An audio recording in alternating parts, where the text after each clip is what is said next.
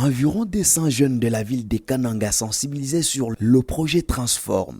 C'était à l'issue d'une formation de 2 jours, organisée par le Centre de ressources de jeunes en date du 21 au 22 février 2024 sur l'autonomisation et l'entrepreneuriat des jeunes. Pour la chef d'antenne de ces projets en province, il était question de découvrir ces cadres qui hébergent plusieurs talents. Madame Clotilde Mouapé.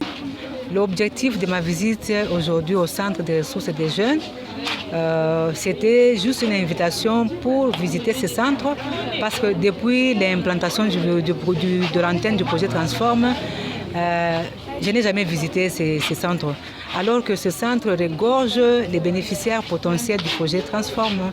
C'est pour cela qu'aujourd'hui, en tout cas, il y a eu une opportunité de venir visiter ce centre. J'ai profité de cette opportunité pour expliquer brièvement le projet Transforme. Le projet Transforme qui est une bonne opportunité à l'écosystème entrepreneurial de la ville de Kananga, notamment les jeunes qui font partie des cibles du projet Transforme. Comme vous le savez, le projet Transforme a déjà commencé avec une activité qui concerne les femmes micro-entrepreneurs.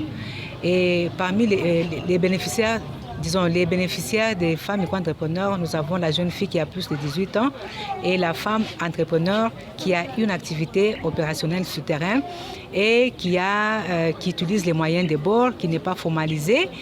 Le projet va profiter de cet appui pour aider cette femme à se professionnaliser, à quitter l'entrepreneuriat de subsistance vers un entrepreneuriat d'opportunité à travers les programmes de formation et d'accompagnement. J'en profite pour lancer un message à tout l'écosystème entrepreneurial en mettant un accent sur l'activité qui est en cours, qui concerne l'appui des femmes micro-entrepreneurs.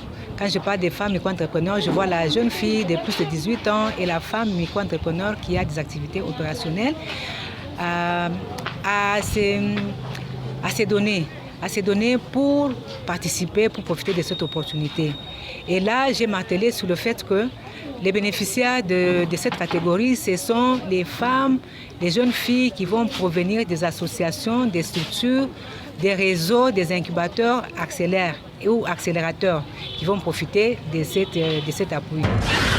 De son côté, Rosette Mouy, coordonnatrice chargée de l'encadrement des jeunes filles et garçons au sein du Centre des ressources de jeunes. Des échanges eus avec la chef d'antenne sont d'une grande utilité. Oui, nous avions reçu la chef d'antenne du projet Transforme pour la ville de Kananga dans nos bâtiments. Elle était venue pour nous parler brièvement de ce qui était du projet Transforme. Elle nous a donné les avantages et aussi les inconvénients du projet Transforme. Les avantages du projet Transforme, c'est que ce projet vient en appui de jeunes filles de la ville de Kananga et de femmes. Cet appui est particulièrement avec objectif de réduire le taux de chômage sur notre ville. Oui, nous avions tellement apprécié parce que la dame est venue répondre à nos questions. Ce qu'elle a eu à nous donner comme enseignement, c'est tout ce que nous avions besoin.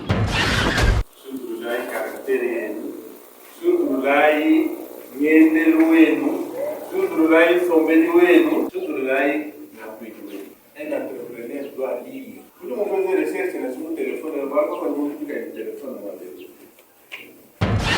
Durant 2 jours, ces assises ont été facilitées par le professeur Théodore Mwamba Batubenga, qui à son tour a salué la prouesse de la jeunesse et les a encouragés à persévérer dans l'entrepreneuriat pour leur autonomie.